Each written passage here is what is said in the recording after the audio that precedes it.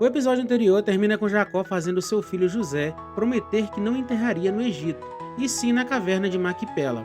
O capítulo 48 começa com José recebendo a notícia que seu pai estava enfermo. Ele pegou seus dois filhos e foi visitar Jacó. Não sabemos qual era a enfermidade de Jacó, apenas que ele fez um grande esforço para se sentar e que não podia ver muito bem. Nessa ocasião, ele já tinha 147 anos. Jacó faz para José um resumo da aliança de Deus com ele. Jacó então adota Manassés e Efraim, filhos de José, como se fossem seus filhos, e os abençoa.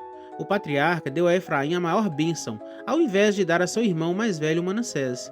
Quando José reclamou, o pai explicou que Deus lhe havia dito que Efraim iria ser maior do que Manassés. Deus trabalha de forma inesperada a maioria das vezes, não é mesmo? Ele escolhe pessoas improváveis para cumprir seus propósitos. Afinal, ele não vê aparência, tradição, posição ou diplomas. Muitas vezes nos surpreende escolhendo pessoas menos prováveis para usarem em sua obra. Se você se sente desqualificado, fique tranquilo, pois quem age através de você é o Espírito Santo, e ele pode te usar como quiser.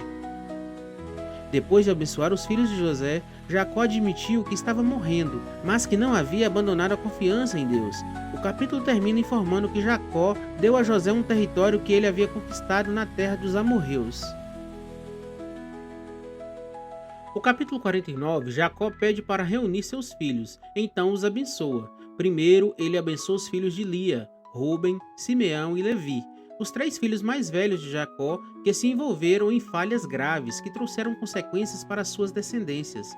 Ruben, apesar de ser o primogênito, perdeu o direito e a primogenitura por ter cometido imoralidades que ofenderam sua família. Não há outra figura importante na história bíblica que descendeu de Ruben.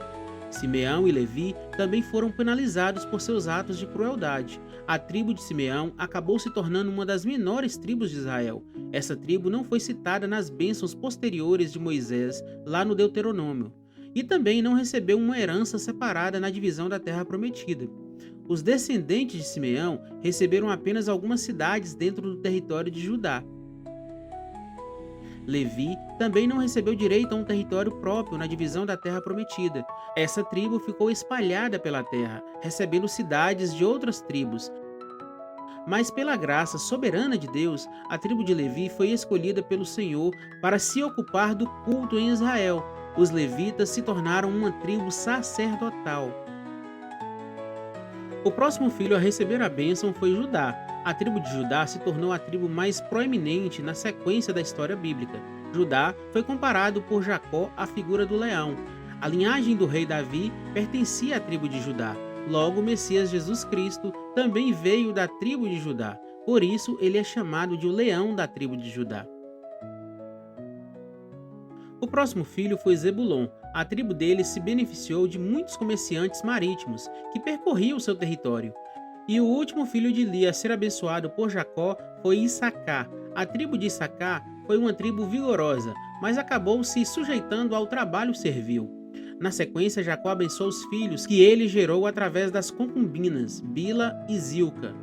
Dan foi comparado a uma serpente astuta que derruba inimigos maiores, e de fato foi assim com a tribo de Dan, que apesar de pequena era muito agressiva. O juiz Sansão pertenceu a essa tribo. Depois Jacó abençoou Gade e profetizou sobre os perigos que os seus descendentes seriam expostos. Na bênção sobre Assé, Jacó profetizou sobre a fertilidade do território ocupado por sua descendência. Depois Jacó abençoa Naftali, comparando a sua descendência a uma gazela solta, ou seja, a tribo de Naftali era ágil no aspecto militar. Por último, Jacó abençoa José e Benjamim, os filhos de Raquel. José recebeu no lugar de Ruben o direito da primogenitura. Por isso, de José não se originou apenas uma tribo, mas duas, através de seus filhos Manassés e Efraim. Afinal, a bênção do primogênito é sempre dobrada. A tribo de Efraim se tornou a mais importante dentre as tribos no norte de Israel. Por fim, Jacó abençoou Benjamim, comparando a sua descendência a um lobo feroz. Embora a tribo de Benjamim tenha sido uma tribo numerosamente pequena, tornou-se importante e conhecida nos tempos bíblicos por sua bravura militar. Saul, o primeiro rei de Israel, pertencia à tribo de Benjamim. No Novo Testamento, o apóstolo Paulo também era descendente dessa mesma tribo. Gênesis 49 termina trazendo algumas informações complementares sobre as últimas instruções de Jacó, e depois disso morreu em sua cama. O último capítulo de Gênesis começa com José chorando pela morte de seu pai por um longo tempo. Se você já perdeu alguém querido, é preciso de um longo tempo para lidar com o luto e o pesar. Chorar e compartilhar a dor pode ajudar na recuperação. E lembre-se que você tem o Espírito Santo Consolador ao seu lado para te fortalecer. Jacó foi embolsamado para ser transportado a Canaã como havia pedido. O faraó liberou a viagem para o sepultamento de Jacó. Com José, foram muitas pessoas nessa viagem e houve grande lamento pela morte do patriarca. Tudo aconteceu como Jacó pediu, e após o sepultamento, todos voltaram ao Egito. Os irmãos de José ficaram com medo, pensando que ele ainda poderia ter mágoa no coração por tudo que fizeram, e agora que o pai morreu, ele poderia se vingar. Mas a verdade é que José já havia os perdoado há muito tempo, pois ele reconheceu que tudo o que houve foi um plano perfeito de Deus. Sendo assim, José tranquiliza seus irmãos e promete cuidar deles e de suas famílias.